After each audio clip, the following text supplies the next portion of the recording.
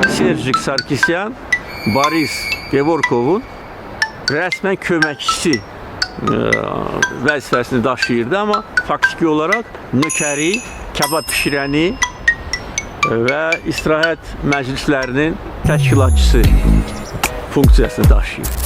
Erkeksen, cesaretin varsa yüz yüze konuşacağız. Gel lan. Gel kişi kimi bura. Ben burada da dayanmışım. Senin o Madagiz adlandırdığın su koğuşunda dayanmışım. Kişiliği varsa gel bura. O kişilikten danış. Qafqazda kişilikten danış. Birincisi Qafqaza bunun millətinin heç bir aidiyyəti yoxdur. Bunlar gəlmədilər, hardan gəliblər, hamı yaxşı bilir.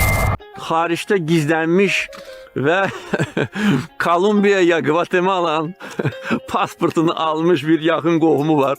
Adını da değiştirmişti. Necə ki Serjik vaxtilə Serj eləyib özünü. O da qohum da özünün nə bilim Gonzales bir ad verir. Qulağından dartıb gətiriblər, həbs eləyiblər, susub. Mən ona Serjik Sarkisyan ona göre demirəm ki, onu alçaltmaq istəyirəm. Ona göre ki, bu onun əsl adı və soyadıdır. Və bizim arxivlərimizdə bu məlumatlar var. Onun metrikasında, yani doğum hakkında şəhadətnaməsində, onun komsomol biletində yazılıbdır. Sarkisyan Serjik. Sonra bunu eləyib Sarkisyan Serj. Güya Serj, yani daha necə deyirlər, məqbul bir addır. O hardasa Azərbaycan hakkında, Ulu Öndər hakkında öz səviyyəsinə uygun, çirkin sözler ifade etmiştir. Birinci fərarilə odur. Və ona ən yaxşı cəzanı da erməni xalqı verib. 2018 yılda bir təpi ilə bunu vəzifədən qovulur. Serjik Müdafiə Naziri olub Ermənistanda. Serjik Baş Naziri olub Ermənistanda. Prezident administrasiyasının rəhbəri olub.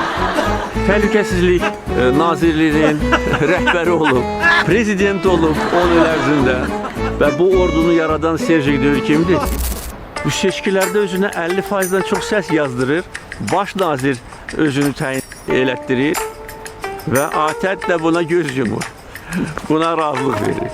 İki saxtakar, biri ATƏD Demokratik Təsisatlar Bürosu, hansı ki Azərbaycana hər zaman xor baxır, bir də Serjik. Ne oldu sonra erməni xalqı qalxdı. Xankəndiyə soxulmuşdu. Güya orada hansı işler görecek. Ama görəndə ki Azərbaycan ordusu artıq gəlir və bunun qulağından tutub Bakıya gətirə bilər, qorxaqcasına oradan fərari kimi qaçmışdı. Xocalı soyqırımını şəxsən özü törədi. Bunu da izahatını vermişdi ki Azərbaycanlılar bilməlidirlər ki Ermənistan ordusu dinç əhaliyə qarşı silah qaldıra bilər. Bu qanlı cinayətkar Serjik Sarkisyandır.